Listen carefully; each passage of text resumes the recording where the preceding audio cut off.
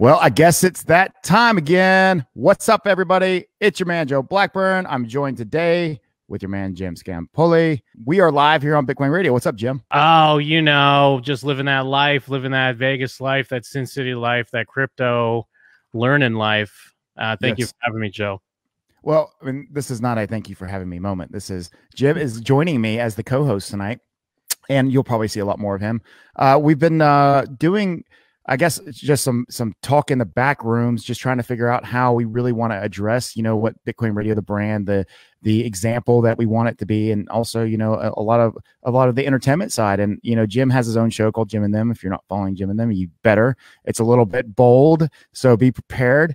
But nevertheless, it's fun and it's engaging, to say the least. I don't know if you want to interject on that at all. Did I cover it? Yeah. It's irreverent. What can I say? We're shock jocks, I guess. Yeah. And if you remember from last time, obviously he's got his hero. I'm a Jean-Luc Picard guy. His hero is currently behind him, but we don't have to get on that. I don't want him talking for an hour like the way I will. Old Jimmy Fallon. Don't get me going. Once you get me started on Jimmy Fallon, you just can't get me to shut up. Yeah, fair enough. So anyways, today we're going to be doing a lot more of these. If you remember last week, I got a chance to have Joel on, me and Joel Com. We kind of knocked out a few things and had some really good and engaging conversation. I thought that went really well. I know, Jim, you liked it as yourself. And, I had a lot of positive feedback. Joel's a professional, and I definitely thank you, Joel, for joining me there. And obviously he's welcome at any point. But, we want to prepare, this show on a more regular basis. I would say, like, I want it to be something that you're tuning into at least once a week, but maybe, three times a week, where it's on there. You can watch it. It's on YouTube. It's also on Facebook. It's part of the podcast, episodes. And I just want this show to start blowing up. And guess what, folks? And even tonight, I'm okay. We could accommodate this. If you want to join us tonight, the link is in my hands. I can just send it to you. You just have to ping me. You have to literally send me a direct message. And then I got to see it in the comments that you got to be like, Joe, I want to come on the show, and we'll bring it on. Anyways, Jim, why don't you go ahead and tell us a little bit about yourself real quick, just to remind folks who you are. I guess most people at this point probably know who I am, but if you just want to say a quick hello and tell us, what the heck's going on with Jim Scampoli. Oh, well, I've been editing, putting together the Bitcoin Radio podcast for Joe and Patrick over at Mouse Belt. So I've heard every episode. I think you've been doing some great stuff, getting a lot of cool guests on there. Right. But I do think doing something like this, doing the lives, I think the best guest opportunities you have are the people out there. You're the man of the people, Joe Blackburn. So I feel like, I think it's great that you can have a lot of episodes where you're, discussing different projects, people coming on, talking about what they think about, whether it be the news and whatnot. But I think there's a great untapped resource with, the CCT community, the Bitcoin Radio community. I want to hear from the people out there. What's going on in those streets right now when it comes to Bitcoin and crypto? That's right. No, and I agree with you.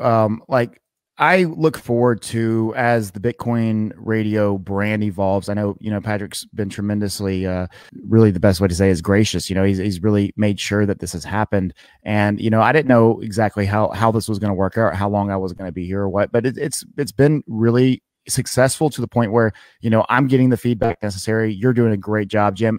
And just to kind of parlay on and piggyback onto what Jim just said, he's probably the only person on planet Earth, maybe Patrick falls in this category, but that has listened and knows every single episode. Like, he corrects me sometimes, right? And I enjoy that, Jim. I appreciate your influence on the show. But, you're a pro. You've been doing this for 10 years. And it's not like you're new to this. You're just newer to the Bitcoin scene. I think it's why it's a fresh, you're a fresh personality, I don't think people realize how big of a deal it is for people to enter. Like, if you've been in crypto for a while, it's hard to enter, let alone sit next to somebody who's been in crypto for the last 4 years, on a pretty serious level, 3 years. And you're coming on here, you're part of the Bitcoin Radio show. Well, yeah. I mean, I'm big into podcasting. I've been into podcasting for a long time. And yes, I'm relatively new to crypto and Bitcoin. I mean, I had passing knowledge of it, and I had used Bitcoin in the past.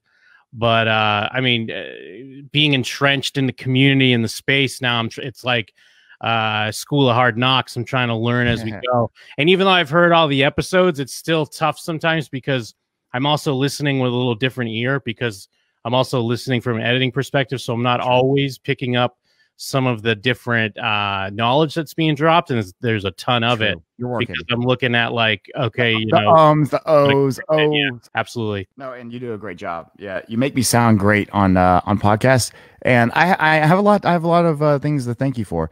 But all right, let's kind of roll into a little bit about like what all's happening. I definitely want to introduce. As many of you seen, we've been sharing some of the videos and memes. You're about to see a lot more of them. The team behind Bitcoin Radio among Melspelt and a lot of collaborative efforts here. We're all banding together for this Bitcoin for Christmas. I guess you could call it a collaborative, agenda to get the voice and the ideas, the ideology of what Bitcoin is out there. And I'm me as well as anybody at this point, Jim. You know how important it is for me to be really transparent. There is no profitability behind Bitcoin for Christmas. It's literally Bitcoin, the number 4, Bitcoin4Christmas.com.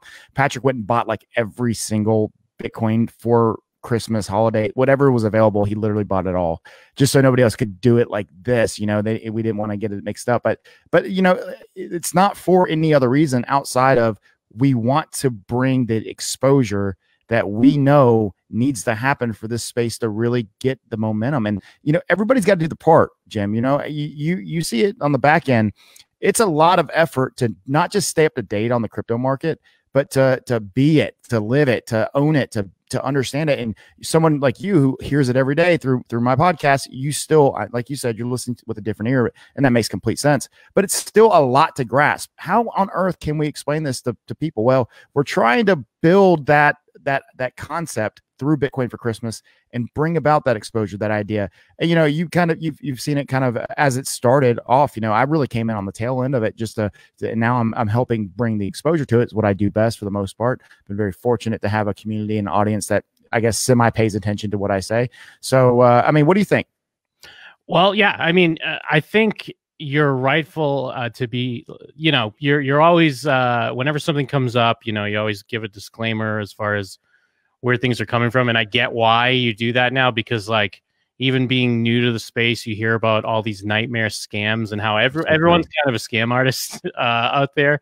So I could almost see how, if you're sharing this link, even though people trust you and they know, like when you're sharing this link, I'm sure people are like, all right, what's this now? What's the catch here? Or what's this? Is this a new coin? What do I have to buy? But no, this is legit. This is just like trying to, like I said, this is the school of hard knocks for Bitcoin, especially with the holiday season.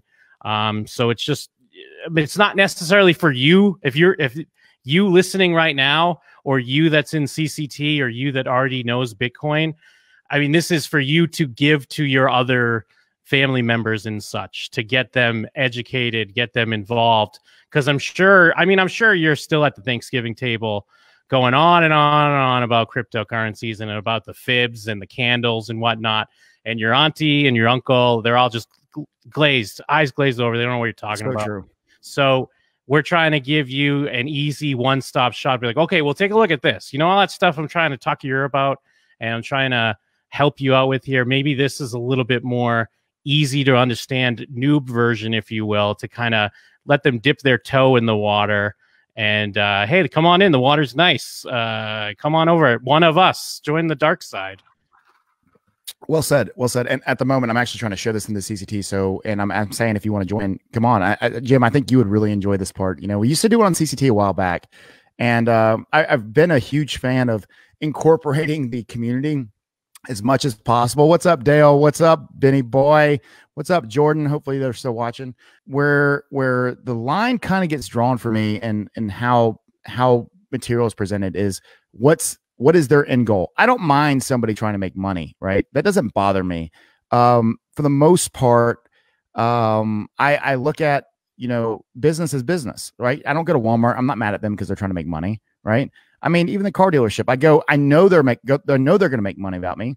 And because I know they're going to make money on me, I try to negotiate that down. But it's part of my everyday life. What I don't like is when I'm presented material by somebody who I trust or somebody who is there, and then it turns out to be something that's not, you know. And again, that's not my point in anything I ever do. And you noted that this is something that you have acknowledged and see why it's such a big deal. But Bitcoin for Christmas does not fall into that. And I say all that to say this is that it's our job to bring exposure to this space. Like literally, like how do we expect to get new people, folks? Like how do you expect to get people involved in this space at a high level who understand, who want to be part of this holding community? I'm a hodler. I'll go and trade. I got a trade open right now, literally, but it's minimal amount. I do it, you know, maybe make some extra beer money if you know, hopefully I don't lose it, you know, which is always a possibility. But I love being a holder. I love waiting for Bitcoin to go up, and I expect Bitcoin to go up. I do. And, you know, I have a whole nother rant prepared for that. But, you know, Jim, when you look at the crypto community and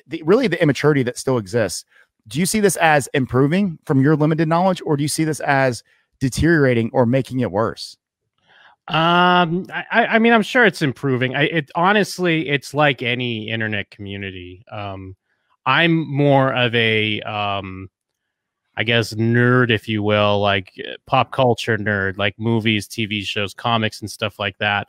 And you're going to see the same thing if you go into, you know, the Buffy the Vampire Slayer fan group with 50,000 people, and someone asks a noob question, and everyone, I mean, yes, even Buffy fans will shit on you and be rough, but then there's a couple of those people, nice people, that maybe keep you involved. So anything Sure. where it take, I mean, when you get something more serious like crypto, where there's a lot more upside and everything's very high paced, fast paced, because if you got traders and all that good stuff, I can see that people can get annoyed with seeing the same questions a lot, or some basic ass questions. But yeah, the other great point you have to keep in mind, since there are higher stakes, those potential users are going to help you in the long run. I think that's always been Joe's thing. Again, like trying to build the community because it's the benefit of everyone. And as Jordan says in the chat, just give away Bitcoin. There you go. Yeah, I am not. I am, and I know this is weird, but like, you know, if you got $15, you can go to Coinbase right now and go buy Bitcoin, right? I mean, I gave away Bitcoin in 2017 at a high level to all my family and friends. And, you know, when you give away, I literally probably gave away probably close to half a Bitcoin for Christmas that year. But I gave it away to so many people. It was like I was giving $100 or $50 here to this person or that person, you know? And so it really got dispersed. And for the last 2 years, I've had to listen about how that Bitcoin has never been worth even half as much as it was when I gave it to him, right? Because that was at the peak of the market when we were like $17,000, $18,000. And it's so frustrating. Like, I'm hoping this year that we can at least get close enough where I can be like, you didn't spend any money anyways. Well, I should say that, but you know, I'm a proponent for Bitcoin, and I have a obligation and a responsibility to at least be, I guess, a nice person, a nice representative of it. So I don't want to sit there and be like, F you, bro, I gave it to you for free. But anyways, regardless, yeah, Cash App. There you go, Amanda. You get on, send it to him real quick. But you know, I just, what's up? Is there a fear, like, because I mean, obviously I was on the outside looking in with the whole like 2017, 2018 thing.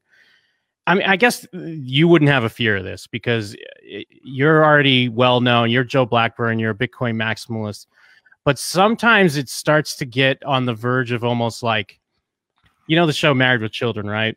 Of course. Al Bundy. And, you know, Al Bundy would always relive the high school days. He scored 4 touchdowns in one game. It's the way. The good old days. Like, well, that's from the outside now, like hearing crypto people talk about 2017, it almost starts to get a little like that, because it's like, yeah, I know the good old days, but now everyone's like, well, what about now? Although I guess technically it is the good old days, because earlier in the year it was 3,000, 3,200, yeah, 3,100. No, that's a great analogy, by the way, Jim. And I've never thought of it that way. But, you know, it's kind of a rites of passage, like even for the people who are entering. I mean, there's people who think that they're veterans now that have only been in for 6 months to a year. And Bitcoin crypto, it moves so fast, and it's 24/7, 7 days a week, no matter what holiday it is, no matter what day of the week it is. It doesn't turn off. It does reset on the daily chart, but that's it, right? And so that 7 o'clock, you know, time period for me at CST, which is 5 o'clock your time, when that daily chart rolls over, you know, and I'm sitting there like, you know, that's the new day. that's really the one moment of break that you can even say differentiates anything in crypto, because it's really just all one line of candles, going up and down a chart. But going to back to your point here, Jim, is that people reliving the glory days, as you noted, it probably does get old if you weren't there, especially because people keep talking about how high it was back then, and how great it was. And it's been so negative for so long at this point, Yeah, I feel you, Ash. Ash is saying, tell me when you hit year 5+. No, that's not what I'm saying. What we're saying, though, I don't know if you just joined us, Ash, but is that Jim made an analogy how if you're newer to the space, and Jim is newer to the space, and Jim's the editor for the podcast. For those of you who do not know, Jim takes care of all my audio work, and he makes me sound amazing on a podcast. Hopefully, most of you are listening. But he's the one to thank. I know I don't sound that good all the time, and I recognize that. But what Jim says as a newer person to the space, he's like, look, it's kind of like Al Bundy, from Married with Children, where it's like, I scored 4 touchdowns back in the day, like people get tired of hearing about that. It's a good point. I don't know even how to answer that, honestly, Jim. I guess does it bother you? No, it doesn't bother me, but because I guess it also, kind of amplifies the fact that I missed it. Like I wasn't there for that. So my thing is like, remember in July when it hit like almost 13? Like, that was great. Well, we did hit 13, by the way, almost hit 14. Well, yeah, that's what it was. Yeah. Because like that was my little wave. And now it's been going, of course, as we know right now, between like the mid 8s, then kind of rising back up to almost 10, like all that good stuff. But again, I mean, I guess it's just because I wasn't there, so I'm hearing about it a lot. But it does have a glean of that sometimes, because everyone's like, oh man, remember? But it does seem like it's so volatile, it's going to have to come back sooner or later. Yeah, agreed. And, I'm sitting here today. We're sitting at what, $8,700, something like that, 8,768, 8,766, whatever, like I look at this price and I'm so happy. I'm not like ecstatic that this is where we're at. I'm just so happy we're not at 3,200, right? Because I remember also not the good old days, the bad old days. And that wasn't that long ago. Yeah. And many people can relate to that. And knowing, really, if you miss the good old days completely and you just got in, man, it hasn't, unless you were just there for like 3 months, it's probably been the good old days from that moment. You know what I mean? So, people can, probably get frustrated or get tired of hearing like the OGs talk about, the good old days, 2017, which really, those are still new people. I mean, I'm still relatively new on a social level, and I definitely did not understand crypto blockchain at a high level back in 2015, 2016, even though I had a little bit of Bitcoin. But, I look at what's coming up next, and we got the halving coming up, and that's a big deal. It's a really big deal. Now, I've recently been going back and forth, and this is something that, Ash is actually joining us right now, so I'm going to bring her in a second. But we'll get Ash's opinion. I should just stop talking because we're all going to get told the truth here in a minute anyways. Hi. Welcome to the Bitcoin Radio Hour with Joe and Jim, the Scampoli. Yeah, welcome to the show. It was great seeing you in Vegas, by the way. You mean where I completely skipped seeing everybody but like 4 people? Yep, that's exactly what I was talking about. You nailed it. Jim was there. Actually, Jim lives in Vegas, and so obviously, he's been doing a great job editing. But come on, Ash, like welcome here. Tell us who you are, where you're from. Long-time listener, first-time caller, right? How much is the halving going to affect the price of Bitcoin? It'll go up. How much? Give us an exact price. I want to hold you to it. It might go up. I'm sorry, I can't give investment advice.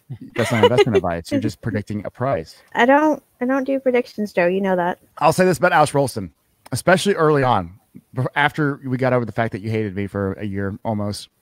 Jim, just so you know, for some context here, there's a group, and it still exists, Cryptocurrency Collectors Club.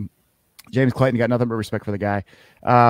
We branched off that. We started a crypto coin trader, and so a lot of people from the group, who'd been friends with us. We started that up, and before you know it, we were a bigger group. Well, I had unintentionally and being very naive at the time, I did not realize there was actually a lot of people listening and following. So I got a little excited about a certain particular coin. We got everybody else excited about it, and it went up. And then Ash called me a pump and dumper. Going back, I recognize why you would say that. But at the time, keep this in mind too, Jim. Me and Ash didn't know each other. She just assumed I was just like this asshole, right? Like even worse than an asshole, like bottom of your boot asshole. And Ash, I'm probably the only person she's ever allowed someone to say sorry to, right, Ash? Well, I just unblocked Jim Scampoli. You unblocked him. Yeah. I was blocked. Why was I blocked? I don't know. I don't keep notes. Everybody's blocked, Jim. Everybody's blocked. I don't know. I did see someone comment. I guess I have scam in my name. Was that like a red flag? Ooh, that was clever. I don't know. Well, I guess thanks for unblocking me. I don't know Yeah. how. Okay, well then, who, as far as pump and dumps right now, who do you want to call out in the space? That's the name. Let's get some controversy going. Oh, this is Ash's deal. Yeah, I was gonna say, Joe, you could stay neutral. You don't have to call anyone out. Yep. Ash, you're not even on camera, so no one can see you. Who you calling out right now? Who's doing pump and dumps right now in the space? Who's giving the space a bad name? It's going to be like a friend of mine. No, there's not really anybody doing it right now. It's not really profitable. Actually, I take that back. Tika towards PBC dude. Yep. Who's that? What's PBC? Palm Beach Confidential. Uh-oh. All right. Well, name and names. Tika. That's what I like to hear. I just tried to say the name. I can't say Tika. it. It's like Tika Tawari. Yeah. Something. Like that. It's got a lot of T's and extra letters in it. I've been friends with Tika now for like 2.5 years. Of course, you're going to call out a friend of mine. Tika Tawari. I'm just joking, by the way. I don't know. What's the company? Palm Beach Confidential. Yeah. There's a lot of people I know that love Palm Beach Confidential, though. They pay like $5,000 a year to get this guy's picks, and some of that money goes into pumping it, allegedly. I don't know for sure. I'm not paying $5,000 to get ripped off. Not my type of thing. But usually his one or two of his picks end up released publicly, and then as the months go by, other ones get released too. But usually the first one or two that get released pump right away because everybody's like, oh, everybody's going to buy it, so everybody buys it. And it's like a self-fulfilling prophecy type situation. Oh, that's interesting. And then it does what pumps do, and it dumps. All right, Ash. So I want to go back to the day. And that being said, sorry, Jim, I didn't mean to cut you off. No, it's okay. I'm just glad someone's name was called out. I see that, yeah, they do a 12 monthly newsletters, $5,000 a year. Very interesting. Very interesting to see. All right. So, yes. And obviously there is some that requires a lot of responsibility. And I'm not necessarily saying that they're right or wrong. Ash obviously has a certain opinion. I tend to side with Ash for the most part. So I'll take your side on this one, Ash, just because I don't want to fight. Right. I'll just say, I mean, this is like a call-in show. We're asking people's opinions. This is all. Yeah. I mean, someone could call if they're listening to this, whether they hear it or they could shoot an email if they hear it on the podcast. If you say otherwise, we're more than welcome to state your opinion as well. Yeah, absolutely. No, 100%. And we would love that. And I bet you nobody will do it with Ash on. Ash has a reputation, and this is what you don't know, Jim. Like, I mean, clearly you've been blocked, so you haven't seen any of her content. So I don't know. Here's the thing, Ash, I don't know if you're serious, if you really did unblock him, or if you were saying that in your Ash way, just to make a joke. Because I wouldn't be surprised. I would be actually a little surprised if it was Jim, because Jim hasn't really said a lot, but I think she was joking, Jim. I do think that. I'm just I'm a crypto noob. I'm browsing the Cointelegraphs here. Now I've heard of VeChain before. It pumped 65% this month. Is that a scam? That's a great question for Ash. Give it to us, Ash. So I don't think necessarily it's a scam, but VeChain has had some very atypical market movements that indicate it's being pumped. A lot of people post about it in a way that it seems like fundamental analysis. It seems like they're trying to say, oh, this coin is good for these reasons. But as we've seen many, many times for years in the crypto space, that's just one of the ways that people pump coins and people hype coins. And it does short-term affect sentiment, and it does teach people when they end up losing their money because it dumps. But the reality is that, even if it's a really good project, it can be harmed by these types of market movements. And I understand that, a lot of coins, they purchase volume, or they tend to do things that are less than above board. And that really makes the space look crappy and manipulated and terrible and all of these things that other industries are already saying about us. And I'm not saying necessarily that VeChain is doing that, but I am seeing a lot of people, whether it's coordinated or not, hyping VeChain and hyping things that have no bearing on VeChain as an asset. For instance, there's one guy who posts in CCT pretty regularly about VeChain, and it's always about like social good in VeChain and like carbon credits and carbon neutral, and this country's doing stuff with carbon something whatever, and it's like, okay, but what about that says I need to invest in this? Okay, so yeah, and Ash, I don't disagree with what you're saying. I have no problem with VeChain. I personally don't own any. I have in the past, as it makes sense. I have too. Who hasn't? So, right, sure. It's been a good trade a few times. I will say that. Oh, I'm sorry, ahead, Jim. I just know the name because they had like a Walmart thing or something, right? Yep, yep, they did. Yeah. And that's a legitimate partnership with a legitimate business. And that was going to be actually kind of lead into my question, Ash, in your opinion. And obviously, I know that how you feel on most projects, and you look out for people first, right? You have that type of heart, and we need people like that protecting essentially the cryptoverse and those senses. But I do look at VeChain, and although I don't own any, so I'm not putting my money where my mouth is, but I'm more so saying, on a generality here, using them as an example here, is at some point one of these projects has to do something, right? I mean, I think we all agree on that. Like, everything that we buy is speculative, but isn't there the concept of using these tokens? Hell, I'll use XRP as an example, right? XRP, although it does not necessarily do what everybody thinks it's doing, it does have a use case, and they are burning. They just have a freak load of all those, a bunch of XRP tokens, and they're dumping on the market every month. But they're still actually being used, and I don't think XRP is going anywhere anytime soon, right? They're working hand in hand with the U.S. government.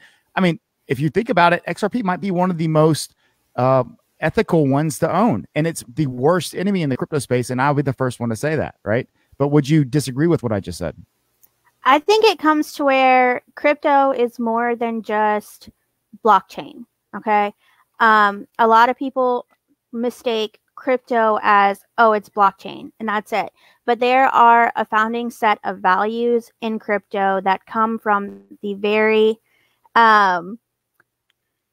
a very specific group of people, the cypherpunks, from the 80s, early 90s. People have valued things like privacy, freedom to transact, all of these different principles.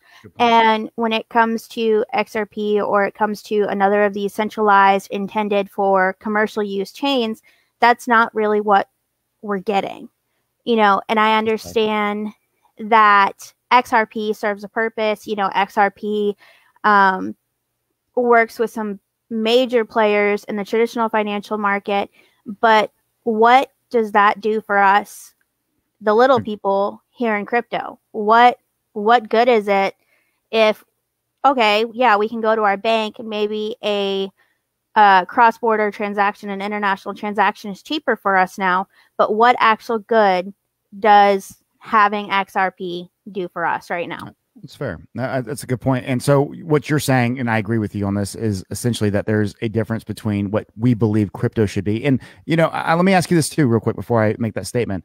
Is crypto, in your opinion, simply a means of transaction in the monetary sense then, and the blockchain can be used for everything else? No, crypto from the white paper, okay? We're not talking the CSW nonsense, the white paper. Yep. Bitcoin has always been a network. It has always had immutability and censorship resistance as core goals. When we look at, even over the past few years, we've seen a Chinese vaccine whistleblower who exposed fraudulent vaccines in China by uploading her research to the Ethereum blockchain so that it couldn't be censored. That's the kind of thing that 10 years ago, because we didn't have Bitcoin 10 years ago, wouldn't have been able to be done. Her research would have been buried in a hole, and I'm pretty sure she's in like a labor camp now. But I can imagine.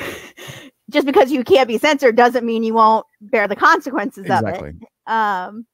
But there's a lot of things that come with crypto and come with the ability to say, okay, I'm not going to be censored, or I'm going to be brave enough to put this out here for the world, and we see open timestamps. We can prove data existed at a certain point in time. We see the zero knowledge proofs getting better, ZK Starks. We see all of this stuff developing, and all of this is great. And, we're headed towards stronger privacy as privacy is weakening in other areas,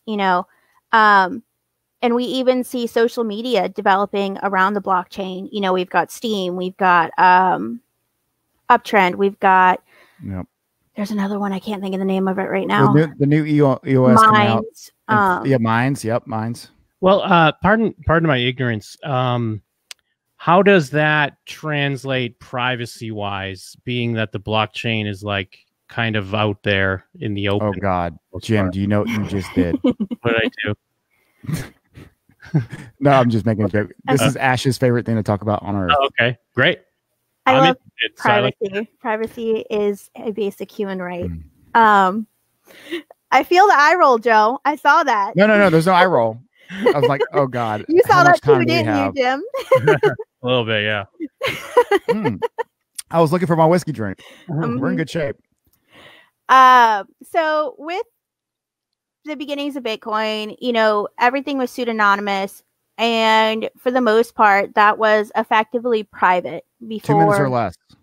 Before software came that could track and correlate different addresses and basically track your identity, just like your phone and your browser at home and all of that stuff is linked together through your habits and the accounts that you use and the cookies that you collect and all of that. So similar principles apply to blockchain when it's a public chain that uses no sort of privacy. So, you can have different types of privacy. I'm not going to go through and explain each of them because Joe has that look right now where his face is melting. No. I'm like Google searching some of the words you're saying, but that's it. So, there's all these different types of privacy, and the different privacy coins have had their issues. And I have been one of the biggest critics of privacy coins. Absolutely. I find privacy to be so critical. And not only privacy as we look at it for now, but if I'm doing transactions today that 7 years from now are going to be exposed, and I did those transactions with the expectation of privacy, that's kind of screwed up. Yeah. Agreed. Like if it's not going to be far enough into the future to not matter when it weakens, it's not really privacy. It's like saying, oh, your emails are safe, but they're only safe for the next 7 years. Yeah. All right. True or false, Ash? Quantum computing will kill the blockchain. Not anytime soon. Fair. Good answer. All right. Well, Ash, I'm very, very, very proud of all your accomplishments. Most importantly, the fact that you have a degree from the University of Florida and you're a Gator. Chomp, chomp. Right? Go Gators. Ash is also a subscriber to my Gator podcast that I do. Oh, look at you. I've only done it twice. And everybody who was bothering him on it was either related to him or from CCT. That's true. That is true. And I'm thankful for the CCT family and my actual family. So I have a very strong support group about it. All four of us were there supporting him. That's right. I actually ended up having like 2,000 views on that video. Hater. All right. Look. Well, Ash, hey, thanks for coming on. Me and Jim, we will have more time soon. I know Jim is how do I say this? Jim Scampoli is now unblocked by Ash, so I can't wait till he sees the knowledge dropped by the Ash Rolston, the AI. I look forward to it. Ash, you should change. You should change your last name to something like Earlston. Just put an I in front of it, just so you can actually be AI. That'd be kind of cool. Well, that would people have middle names. Does it start with an I? No, because then my initials would be Air. That would be kind of tight too, like Miss Air. Michael Jordan went by Sir Air.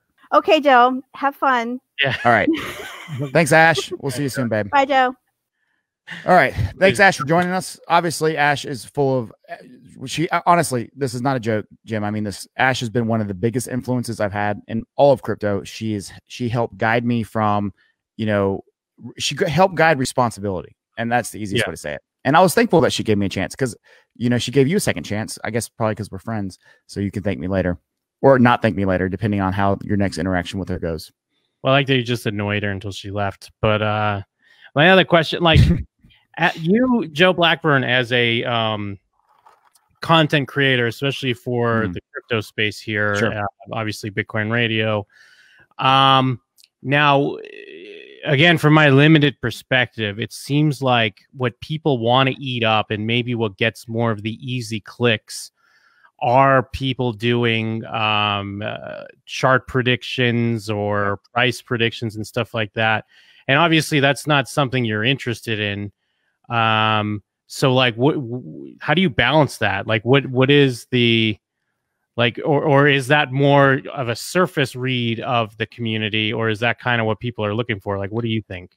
I think you nailed it. Like, it's not just a service need or read for self. I mean, Jim, if someone told you, hey, look, this coin's going to go up a lot tomorrow, wouldn't you be interested? Yeah. I mean, like I'm going to at least pay attention, even to this day. Like if someone says that, I mean, they better be right, but the point is like every human I know, I mean, even Ash, who hates these people. Now she's going to be watching for an ulterior motive to smash them the next day. Smashly is coming out. But Ash, whether you're Joe, whether you're Jim, whether you're Joe Schmo, doesn't matter. You're going to be paying attention to something when someone says that. And, the space was a lot different back in 16, 17. And Ash has been consistent. In fact, I don't think she's ever changed, nor has she aged. She's like literally the exact same thing, and that's just consistent. And, I have changed a lot. But I was also really kind of guided by people who were making everybody else money, right? So I'm sitting here watching this stuff, and then I have my own opinions. This is why this should go up. Fortunately, a lot of the stuff I did say, especially early on, did go up, right? But it was kind of like what Ash was saying about the self-fulfilling prophecy with Palm Beach Confidential PBC.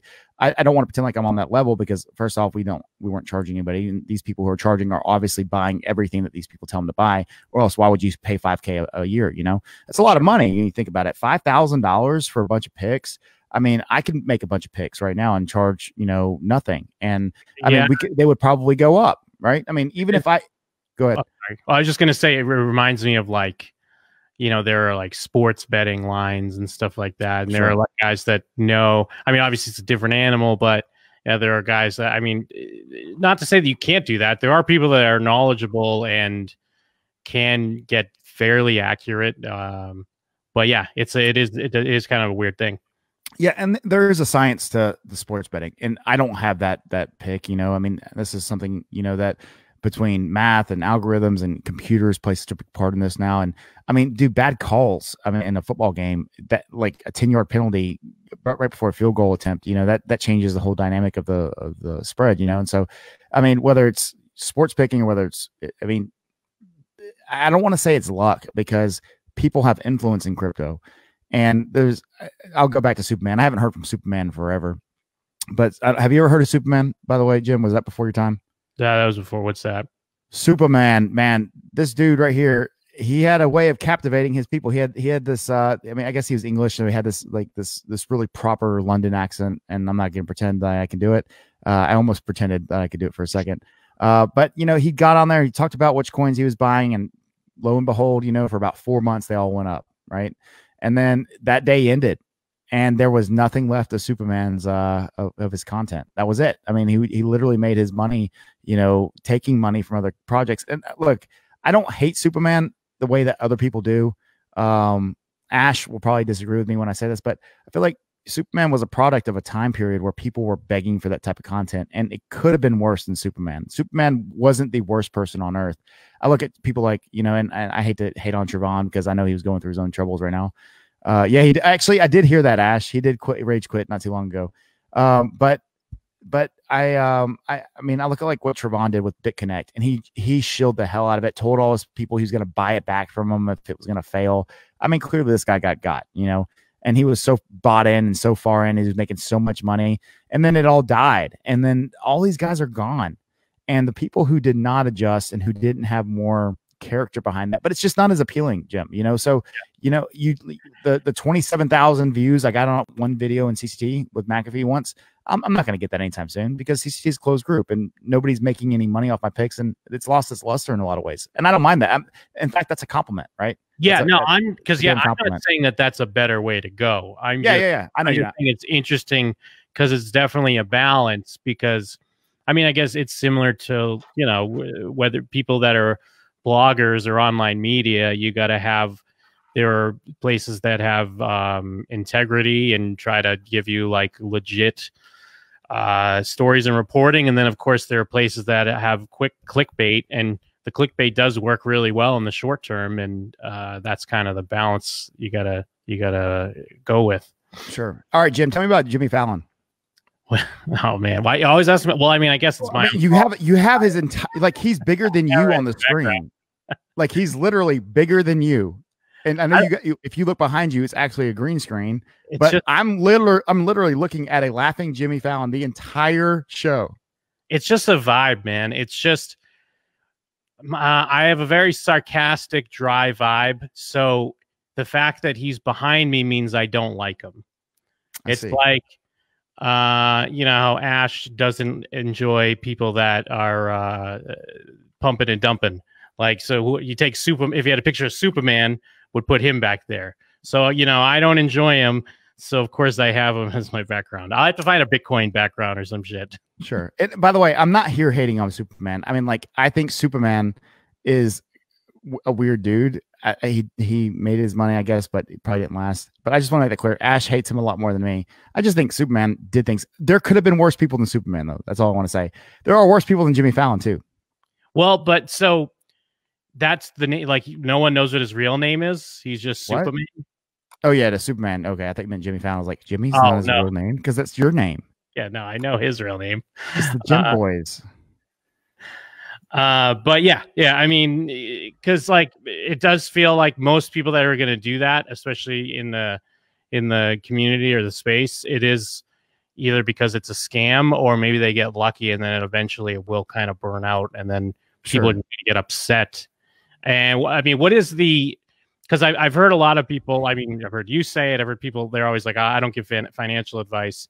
Now, are you open to liability as far as something like that concerned, if you don't preface that?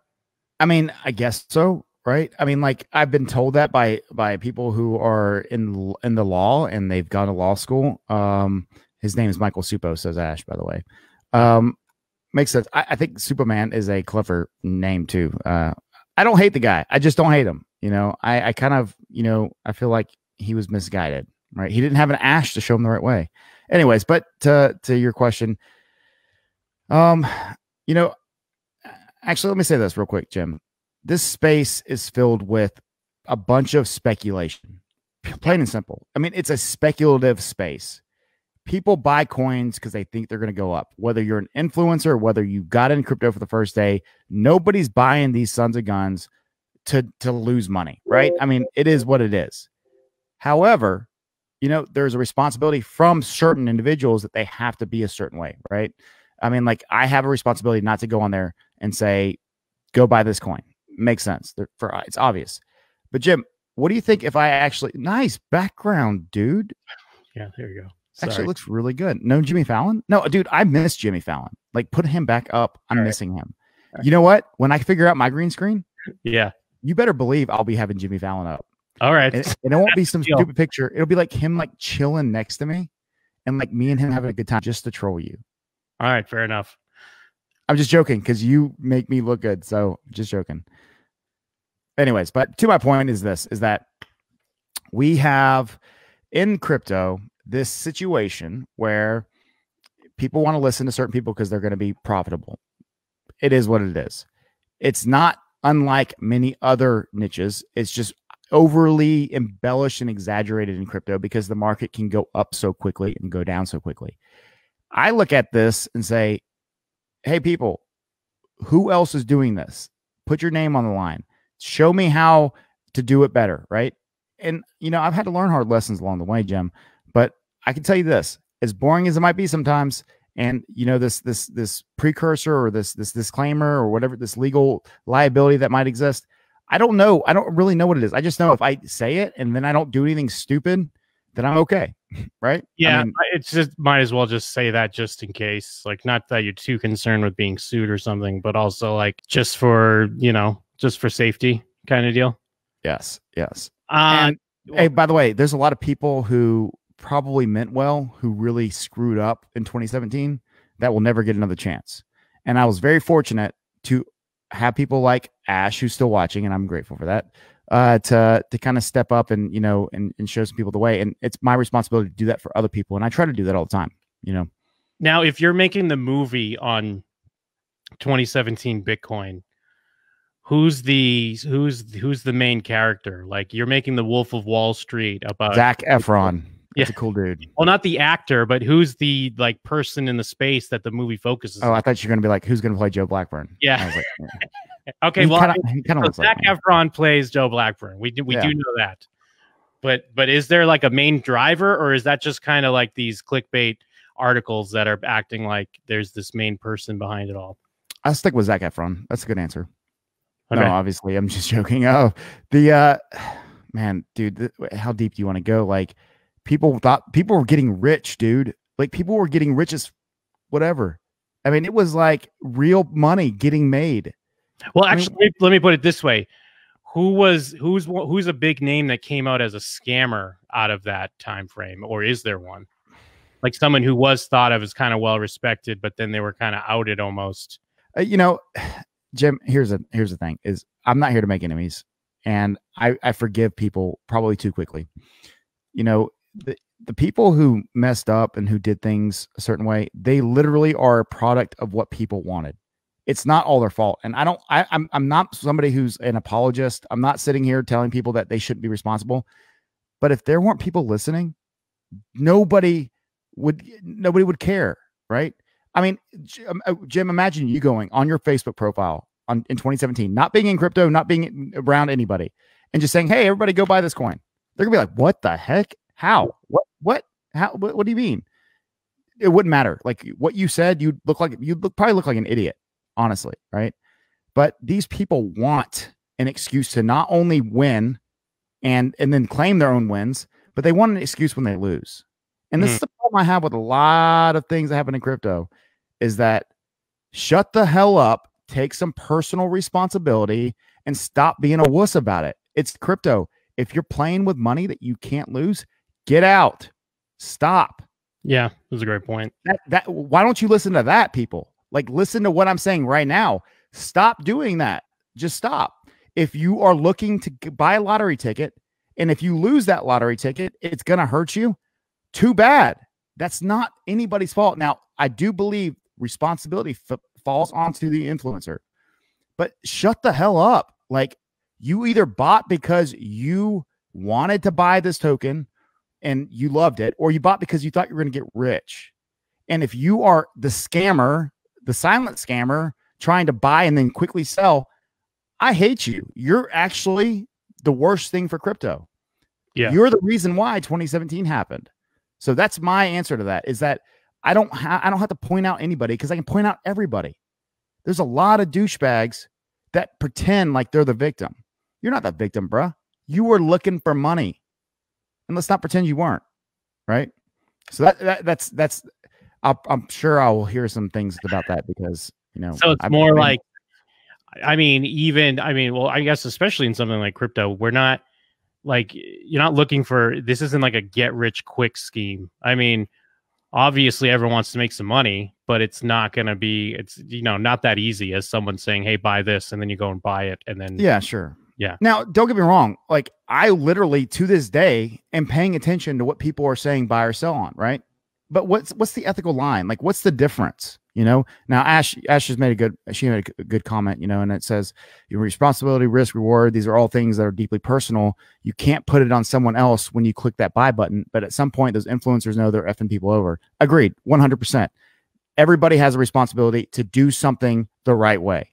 I'm just saying it's not only Superman's fault. It wasn't only Joe Blackburn's fault. It wasn't only so-and-so's fault that happened, right?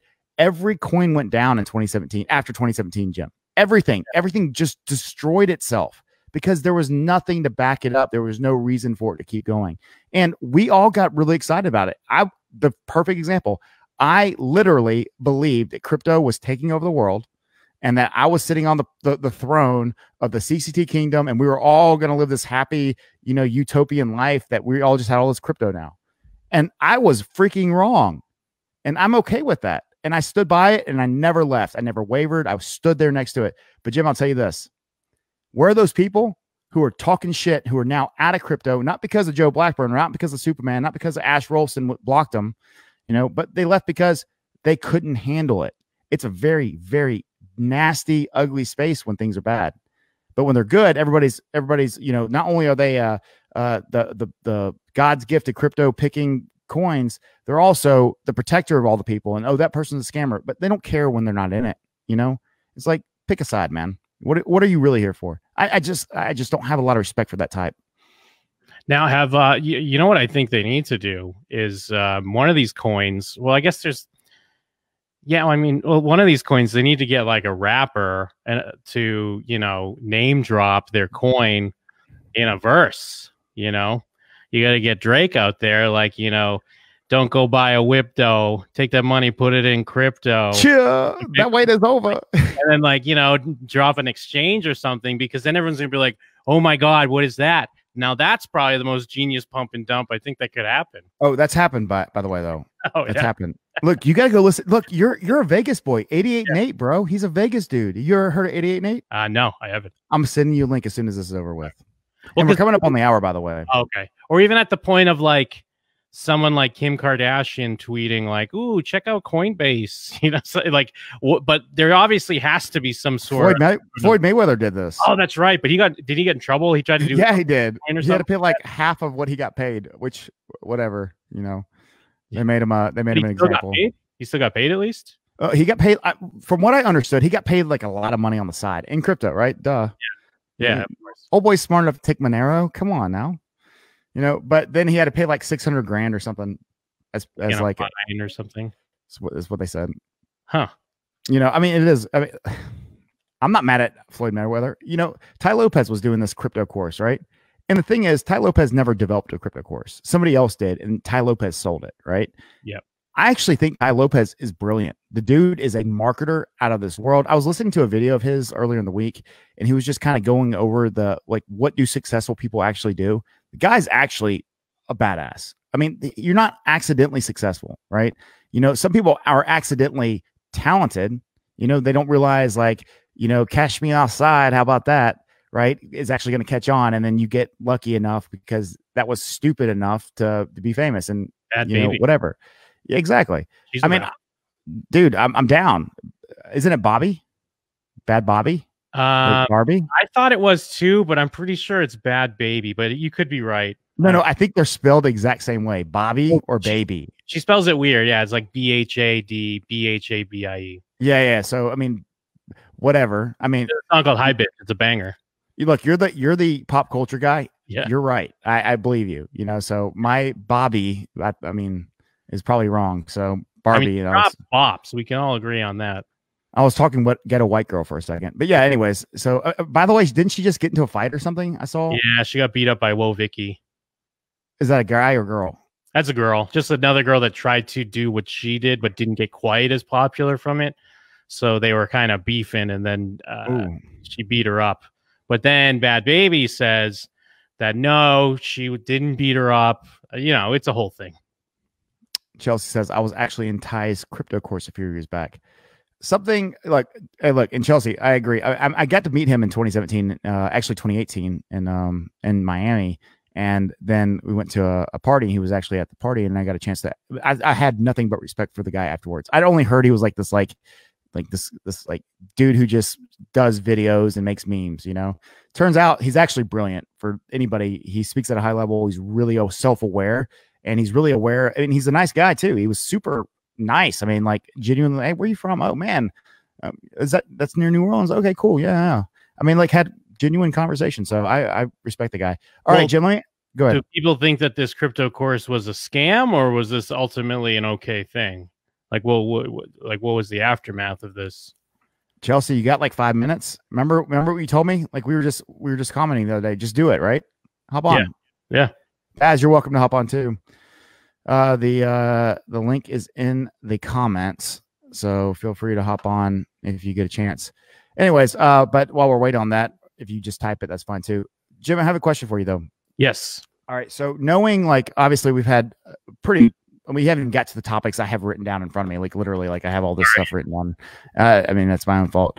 But you know, knowing what you know, just from this conversation, like, is this interesting to people, or do you think like even this typical conversation, like something has to get better? I'm not talking about entertainment wise, or if Joe's entertaining enough, or you know, if Ash is talking too much privacy. That's not what I mean, right? And obviously, I'm just making a generic assessment of the entire conversation. But like, is this interesting to people yet, or does some shit actually have to go down for people to take it seriously? Well, no, I think it's interesting. Do you mean just as far as building an audience, or do you mean as like getting like what? Oh man, I guess it's kind of all of it. You know, it's like Ty Lopez, right? Ty Lopez has a huge audience. You know, if he gets 1% of the people to pay attention to what he's doing, you know, that's great. You know, and they might hop in, they might pay him a few bucks, and then they're out, right? I have no opinion if that's right or wrong. But who's actually looking at this conversation and saying, hey, this actually might matter. Like this stuff that's happening actually does play a part in my life. Well, I mean, I do think it's obviously people in the space. It's interesting stuff. It's things people are thinking about, people are talking about, but the big hurdle, obviously, kind of what you're referring to is getting the eyes on it, and kind of the way to get the eyes would be like the drama and stuff like that. That's why, you know, we just mentioned Cash Me Outside girl. Like that was just a dramatic thing that caught a lot of eyes, and that fight that she had, it was probably fake anyways. It was, you know, because it's another way to get headlines and get people talking about it. So you do kind of need a little of both. You need that like drama. You need to, you know, Joe Blackburn needs to turn on his camera and call out someone in crypto to get some eyes on it. And then once you reel them in, then you keep them with that Joe Blackburn charm. Well, you know, I did that already. Oh, yeah? It was actually right after me and you hung out in New Orleans, right? And that was when Trump started talking shit about Bitcoin. So I went on record. I called Trump out. Yeah. You know, and I guess he was just scared. Yeah. He didn't want none of this. You know, you know what I asked him? I said, hey, Mr. Trump, if you ever talk shit about Bitcoin again, can you just tag me? Like, just like direct it at me. Like, just be like, Joe Blackburn, you are a Bitcoin loser. I'll take it. Well, I mean, going back to that real quick. Now, where do you think that came from? Was that Trump just kind of hearing about something and just spouting off on it? Because he's obviously very quick. He's not going to like think about something too much before calling it out. Was that a weird attention thing? Was that, you know, do you think that was spawned off anything? I know it's kind of a little old news at this point. It's not, though. I still think it's really one of the biggest things that ever happened to crypto and just in general is for Donald Trump just to recognize it. Okay. Yeah. And it's, you know, what you said is very true, you know, and I agree with you when you say, like, you know, there's a lot of questions about what would this purpose be? Like, what is the reason behind it? And I don't think it had anything to do with actual Bitcoin, right? I think it probably had something to do with more along the lines of probably just making a impact when it came to having an opinion about it, right? He just wants to have an opinion about some certain things. But surely there was somebody who he was talking to that he was making a point to. Like, don't you think that's how Trump operates? Like, he says something, it kind of makes sense to everybody. It's relevant, I guess, to a certain extent, but really in reality, he's speaking to a group or a person. I actually have a lot of respect for Trump when it comes to his marketing. I don't think it's that dissimilar to John McAfee. I think they both have a really strong ability to bring about emotion, you know? And I mean, to this day, I can't go a single freaking day without seeing a John McAfee's going to have to eat his dick post on CCT. Yeah. Like, people, what the hell? Like, is this not old enough to you? And now they just came up with a new website called The Dickening, right? Yeah. So in preparation for John McAfee, like John McAfee's actually going to eat his dick, nor does he give a shit if he's wrong. But I can tell you this much. Why wouldn't we all be on his side? Like, I hope he's right. I don't want to see him eat his dick, right? I mean, I wouldn't even want it to be $1 less so that he could eat his dick still. Like, whatever. John McAfee is, somebody who I think has done more for the space than any of the people talking shit about him. Well, if he's smart, and he is, if it doesn't go his way, he should get like the Cake Boss or something to make a dick cake, and then he has to sit and do a live stream and eat it. Dude, he already told everybody how he's going to handle it. Says he's going to eat his balls or something like that. I don't know. No. He is going to hire somebody. He's going to contract the job out. Like he says, any good job should be done. Yeah. And it's probably going to be of the female variety of a Southeast Asian. I think it was not maybe his exact words, but that's the general idea that he gave. I think he said Thailand, but I can't remember for sure. So he's already got a plan, as I would expect him to.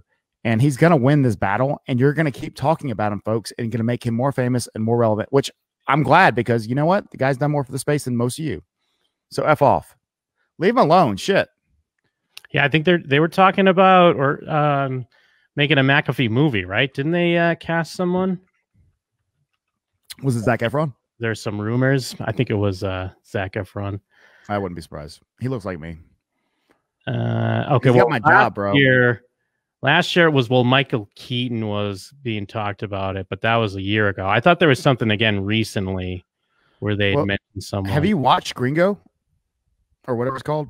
Oh, you know what? Zac Efron is attached, actually, but I don't think he's playing McAfee. He's playing Joe Blackburn, bro. I told you. Yeah. You know what? You did nail it. He's literally playing my spot. Oh, he's an investigator in the King of the Jungle movie. I have not seen Gringo. I've been meaning to watch it, but I've not seen it. Which one? Isn't that the McAfee documentary? Gringo. Oh, you talking about Gringo? Yes. Yeah. Yes, sorry.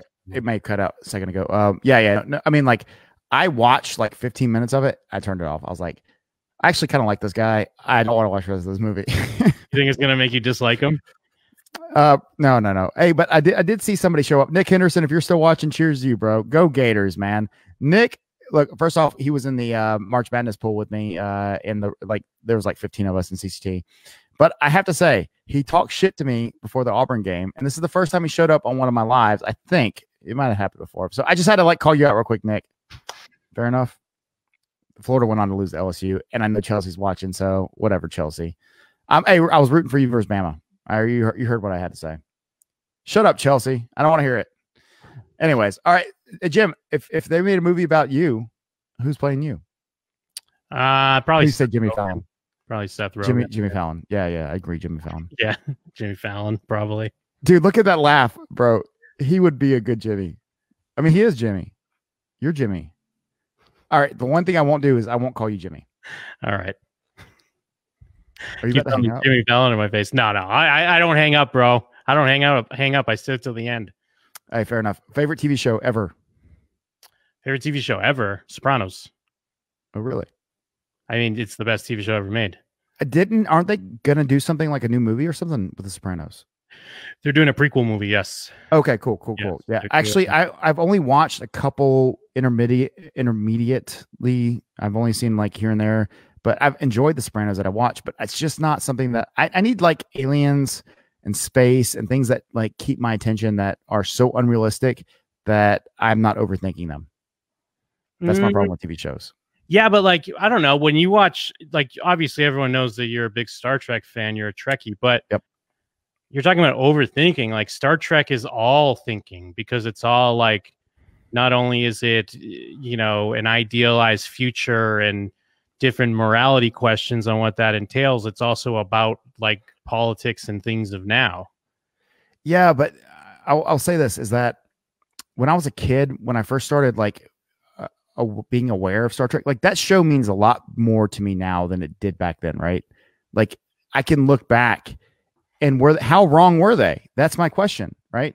And it gave me a perspective to be able to say, you know, a few years from now, a decade from now, 100 years from now, humanity will be judged very differently. I mean, look back. Here's a perfect example. Christopher Columbus apparently today is a racist, hateful, horrible human being who we should never celebrate. And I actually have a huge problem with that. You know, he was an Italian who, under I believe the Spanish crown, was contracted for a position. He went over, if you ever read any of his autobiographies, which I have not read his full autobiographies, I've read excerpts, and the guy actually was not a mean-spirited individual. He was a adventure-seeking person who lived in a certain time period where people had really effed up beliefs. And what are they going to say about us 100 years from now, 200, 500 years from now, right? Fair enough. It's just a relative time period. You know, you are. He did break the Prime Directive, though. Yes, he did. Yeah. But nor was Star Trek. No, that's the only thing I know of Star Trek anyways. I'm not even that deep. Look, I'm not even a huge fan of the Prime Directive. That's actually one of the things that, like, I understand why, but I'm just like, bro, just hook them up, save those people, you know, like interfere. You know, they don't need to go through that. Give them a replicator. I do mostly agree with what you're saying. Whereas, like, we can't judge. You know, obviously we have a more civilized or different society now. You can't judge it the same way. You know, because you keep going, you go further and further back. Not even just Columbus. You go further and further back in history. It's people being conquered, people fighting wars, some people winning, some people losing. Unfortunately, that's just the way. That's not unfortunate. It's literally why we're here. Yes, exactly. Like, it's led to now. Yeah. So you definitely want to learn from it. You do want to know your history. You do want to look. You do want to at least see why things are bad, but you also can't wallow in it. That's always my problem. You can't wallow. No. And I don't even really remember why it came up on a high level, but I can say this just to kind of get back to the main point is that, you know, I mean, regardless of, even in crypto, you know, I look back, there's some Christopher Columbuses in crypto, right? There's people who did certain things because it was okay. It was normal. I mean, dude, I'm telling you right now, I was in a group of 25,000 people back in 2016. Well, I think it was actually probably like 12,000. I grew to like 25,000. I was in a group that the only reason why that group existed is because everybody literally wanted just to buy the same thing and just sell it before the other person. I look back, I'm like, look at those assholes. But are they really assholes? Like, I mean, can you judge the beginning of crypto? I mean, like, of this ICO culture? I mean, we needed to go through that period. We needed to learn some freaking lessons. We needed to be humbled, right? We didn't need to think these things. And I have a really big problem with people who are too quick to judge. You know, like, let's remember that lessons learned are actually really valuable. And if you repeat them, now, if I go back and I act like that, I want to be judged. I would expect me to be judged. Yep. Right. I mean, if I wasn't, I would be really disappointed in my community. I would be really disappointed in my friends and my family. I'd be disappointed in you if you weren't like, Joe, that's wrong. Because we have to have integrity. We have to have ethics that exist. But we have to learn certain lessons to know that they're wrong. You know, if we were perfect, God, think about all the mistakes that humans have made, let alone we're talking about crypto, right? Mm-hmm. I mean, we're just talking about crypto with no rules, nobody to say yes or no, or that's wrong or right. Even to this day, like, as an individual trader, as long as you pay your taxes, they don't give a shit what you do. They're mad at the people who give it to you, sure, but they're not mad at you, Jim. I hope not. Right? Well, you know, is there a fear? I know this is somewhat off topic, but, you know, you talk about the halving. Is it the halving or the halvening? I call it the halvening because it sounds so much cooler. Yeah, the halving. Now, what is there ever fear though that what if, like, you know, then everyone's just like, nah, fuck this now. We don't want to do this anymore, and then it just becomes like the plummets and it's not worth anything. Not a chance. Like people mining Bitcoin or whatever, like, yeah, fuck this. I don't care anymore. To do what? I don't know. To make the Libra, I guess. No, Libra's stable. I mean, Yeah, it's not a coin that goes up, right? No, but to my point is, what are we gonna do? Like Ash, what are we gonna do if this fails? Well, Ash, you're the wrong person to ask. Baz, what are we gonna do if this fails? Ashley, well, Ashley can go teach, but Baz, what are we gonna do if this fails? You know, Baz is watching, so I mean, like, you know, there's a lot of people committed to the space. There's not a lot of money in what I do. I have to trade literally to try to make my living for the most part. I mean, there's a lot of money. I'm not interested in certain aspects of it. And, you know, fortunately, you know, we're both, you know, working with Mousebelt at a high level now. And, you know, there's a lot of awesome things that come along with, they're an engineer company that's really building some cool shit. And I can't wait to be, you know, in front of some of these things that are happening. And we'll get to that later, because I know there's a lot we can't talk about on that. But needless to say, Jim, when you think about the future, can you imagine it without Bitcoin being really relevant? Like, I can't even. Bitcoin is a standard now for things that should be, right? Things should operate this way. And there's too many people who really believe in the purpose. And I'll use Ash again as an example here. Ash, she nailed it when she said there's a difference between blockchain and crypto. There's a huge difference. And I agree with her, of course, because Ash is always right. She's AI. Yeah. And when how often do you know computers be wrong? You know, they're typically relatively. I mean, I'm gonna like, I don't Google search myself. I Google search on my phone, which is a mini computer. Well, right? actually, you know, because to be fair, it's not that computers are wrong. It's usually users that are wrong. Yeah, exactly. User error is the failure of humanity, right?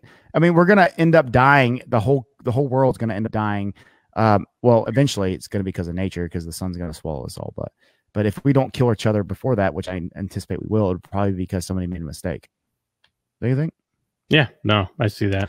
And also, it feels like Bitcoin has passed that glass ceiling, I guess, where it's like, even though there are plenty of people that don't know really what it is or a lot about it, if you say Bitcoin to them, they kind of have heard of it at the very least. It is like a common thing that people are aware of. They may not know much about it, and that's where something like bitcoin4christmas.com comes in again, if we could do another on that, to educate people. But yeah, it does feel like it's become like a name brand, I guess, for lack of a better description. Yep. And I like to actually use Facebook as an example for this. Jim, I mean, we're about the same age, and I know a lot of people listening here probably can relate to this. Do you remember when it was like a joke, when we'd be like, tag me? Like, I took a picture of you, tag me on Facebook, right? Yeah. And like, we would never, like, we almost didn't take it seriously. Like, oh my gosh, they said it on Facebook. So they got their own relationship on Facebook. So it must be serious, right? And so gradually, you know, Facebook became part of social culture, right? How long did that take, Jim? I mean, it's been out for 14, 15 years now, right?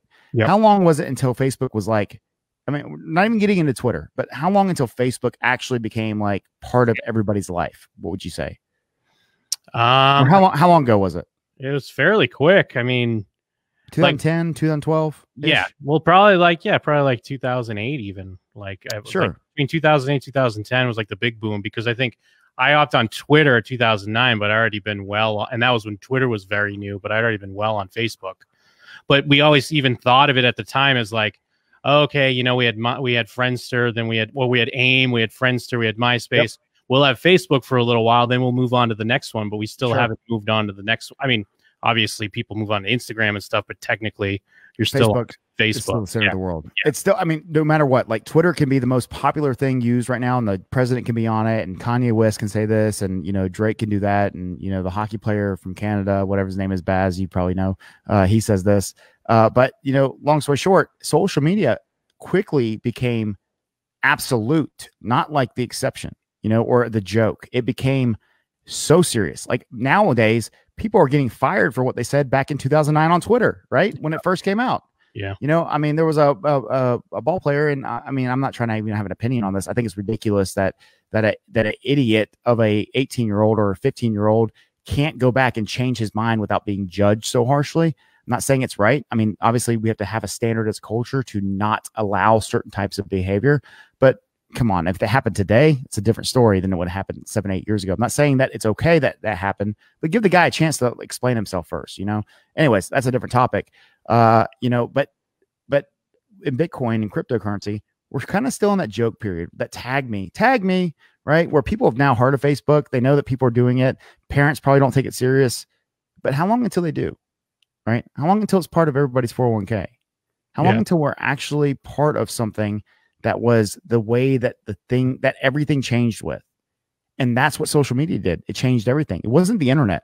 The internet was amazing, but I really feel like social media changed everything. And it wasn't until, obviously, the internet needed to exist for social media to happen, but the internet just allowed connectivity. But until then, it was still niche communities, right? I mean, it was still like you would only interact with people on AIM or MSN Messenger or whoever might be your email address. Facebook and Twitter, and then everything else that's come afterward, they connected everybody. And that's Bitcoin and all these little cryptocurrencies. They're going to die, but there's a bunch that will stay. There's a lot that will die, and they should. They're pieces of shit. I own probably half of them, all right? But I already know they're going to die. So I'm just hoping, one of them makes it and I get the majority of a half a percent back. Anyways, but hopefully that point actually makes sense. No, that makes complete sense. Yeah. Whether it be Bitcoin or something else. Yeah. Bitcoin, it's not something going away for quite a while at the very least. And I'll say this too. Bitcoin is Facebook. There'll be something that is the Instagram. There'll be something that's Twitter, but Bitcoin is Facebook, and Facebook is the most powerful entity in the entire world, bigger than the president, bigger than the Chinese government. Facebook can do more than the president can. Hey, just look at how they blame the election, right?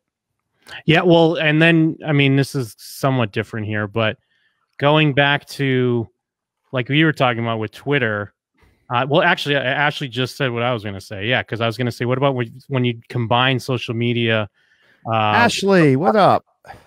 That's kind of what I was getting at as well. Like, what about when you combine social media with the blockchain? Because at least now, people are getting in trouble for old tweets. But technically, if you're kind of smart or a little forward thinking, you can go back and remove some of your old tweets. It's a responsible thing to do. But would that remove basically even that option? Because again, I'm still kind of a noob here. I know like the whole thing with the blockchain, it's like public record and stuff. They could write the blockchain code in a way that it's always there, right? Yeah. And nothing's deletable. Or they could make it private and you could do what you want. That's the beauty of developers. They can be creative and make things happen. But anyways, I think this has been a great conversation. Jim, we're rolling up. We're at 20 minutes over our time. And I do believe that we've had an incredible conversation tonight. But hold on. We have another Ashley. She wants to join us. What's up, Ash? Flight delay. Yeah, had to jump on since you are talking about my comment. Of course, Satoshi is non-binary as your, which I actually respect that a lot because, you have the Satoshi's female, and which I support that movement as well. But Satoshi's non-binary is even cooler. Well, one, it's a computer joke and a pun. Of course, it goes with all of it. And two, it's a community that I care a lot about. Of course. Well, I'm glad you were able to join on. We had two females hopping on as guests tonight. The only people with balls, two girls. So I can give mad respect to that. Ash Rolson was on earlier. Ashley, obviously, as a good friend of mine as well. I'm glad that you were able to join on. What do you think so far tonight about the show? I only caught the last end of it when you were talking about Columbus. Oh shit! You probably disagree with me. Yeah. about Columbus discovering America being an ultimately good thing. That's the reason why I'm here. True. And you too, by the way. Same. Yeah, we've discussed this before. Yep. Where my family came from. Is this absolutely. Is this like an old argument? Is this like No, we weren't. We're definitely not arguing. Well, what as far as like you mentioned in your comment here, social media on the blockchain, I'm not familiar with these different social networks here that you've linked, like peepith.com and steemit.com. Yeah, so Peepith is like Twitter, but essentially the idea is that because it's on a immutable ledger, it's censor proof. However, they have like a front-facing UI where they can have community standards like Twitter or Facebook. They can have things like we don't want hate speech on our platform, but it will still be saved on the blockchain as being posted. And so the idea is that how do our conversations change when we know that they are saved forever, right? Like a lot of things that are on Twitter would probably not, like people probably wouldn't want to sign their name off to everything that they've ever posted, right? So people will be more careful, as well as this idea that, you will be able to post whatever you want, and it will exist on the blockchain forever, and it cannot be censored. However, at least, you know, if they want to have community standards that protects their community and prevents hate speech and stuff, that will be hidden from the. Didn't they also, like, in the early days of Twitter, though, weren't they cataloging everything in the Library of Congress? Like, I think they stopped. They've since stopped. But, like, I don't know. I feel like people are just going to be pretty ignorant of the fact, like, even if they join, like, a blockchain social network, they're still not going to grasp that something is there forever. But maybe that's just because I have, like, a cynical nature on, like, how people treat the internet, especially young people, I guess. Hey, y'all keep talking. I'll be right back. I have to take a phone call. Right, see you later. Yeah, and then I'm also just interested in any blockchain projects that seek to, you know, give ownership of your data as well as compensate you for your creative work. So I think this is something that you would probably agree with. Steemit is a blogging and social tool that, you know, when you receive likes and, you know, it's incentivizing your sharing, and that, you know, if people like your content, it should be you who gets rewarded for that, not Facebook ad revenue. No, that's a great point, because actually, like I've talked about this on this show with Joe and stuff. I'm still very much a noob, but it's interesting because I'm listening, like, just this week, I'm listening to, it's a horror movie podcast. They bring filmmakers on, they discuss movies, and a listener question actually brought up, like, what their opinions were as far as the blockchain and what that could mean for independent filmmakers to be able to not only cut out the middleman for, you know, being compensated for their work, but also if they do partner with a studio, it's been known, like, whether it be the music industry, film industry, they always play around with their books and stuff on what they pay creators. And it's just something I'd never even thought about. And I was like, oh yeah, hey, I'm hearing about blockchain here and just, you know, out in the wild. So it's pretty how things are starting to really seep into, like, all walks of life. Yeah, I saw a company at a demo day for an accelerator at UCLA that was using blockchain for the film industry. And yeah, so what you have when you have this immutable ledger and the ability to create smart contracts, you can tie royalties to people that are on the ledger immutably. And so anytime, you know, anyone receives compensation for creative work, everyone attached to it can be rewarded as well. That was great. So Ashley, I got a question for you. If you had a actress or actor, because but Satoshi's non-binary, who would your portrayal be? Matthew Lillard. Okay, cool.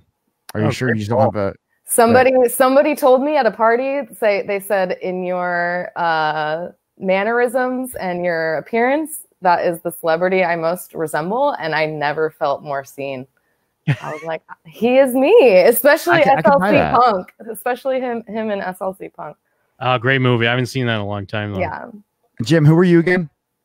Well, you just asked me who to cast. I said they'll probably cast Seth Rogen. Oh, Seth Rogen is right. Yeah. So who do you think should play you? I don't know. Brad Pitt. Definitely. I like him. Yeah, you know, Brad Pitt. I like Brad Pitt myself. Cast me. Cast him. Yeah. And Ashley, going back to McAfee's movie, they just cast McAfee in the movie. Fair enough. I was gonna say if they casted Patrick, it might be a McAfee. who would it be? Who would it be, Ashley? You know Patrick well. Oh, who would play Patrick in a movie? Corey Matthews, Boy Meets World. Yeah, no, I guess for as far as appearance, maybe a little bit. He's not gonna hate me for saying that. When it's Boy Meets World, Boy Meets World. That's flashback. Hey, we all grew up with that, did we not?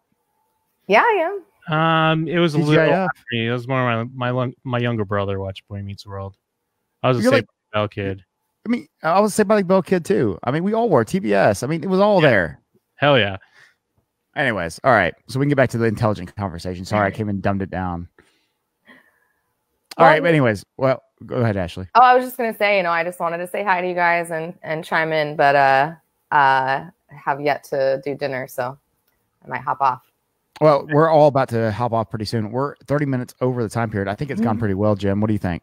Yeah, no, I like that we can kind of jump around a bit. You know, we could talk about real blockchain use, and then Joe can bring up Boy Meets World, regale us with a little bit of the theme song. Hey, it wasn't so bad, was it? No, I'm saying it was great. And then we get right back down to business. Yeah, agreed. Ashley, what's your karaoke song of choice? Usually something country or Fleetwood Mac. Jim? Oh, you got to go Bon Jovi. You got to go like Dead or Alive, Bon Jovi. That's nice. I can't carry that tune. I got to stick with something that's like really basic, like some Tom Petty Last Dance, right? So nice. Oh yeah, I can handle that one. You know what I mean? All right. Look. Anyways, all right. Bitcoin Radio. I hope you enjoyed this episode, this live edition of the awesome and soon to be empire of media in blockchain, at least, and that is with also a future co-host Ashley Meredith. Everybody, Yep. If you remember her, she is leading the blockchain future of education, and really proud of her. Really proud to know her. Ash Rolston, thank you for coming on tonight. It meant the world, and you're always welcome on the show. Jim, thanks for helping me out, making me look kind of cool. Jimmy Fallon behind you, you make Jim look really cool. So until next time, Jim, you want to lead us out? Oh, you know what to say. I always mess it up at first. Well, cryptoverse, you know, the space belongs to all of us. We know what Joe Blackburn's doing. We know what Mousebelt's doing. What are you doing? It's all our responsibility. Till next time. That a boy. All right, everybody. WBTC, where Bitcoin lives.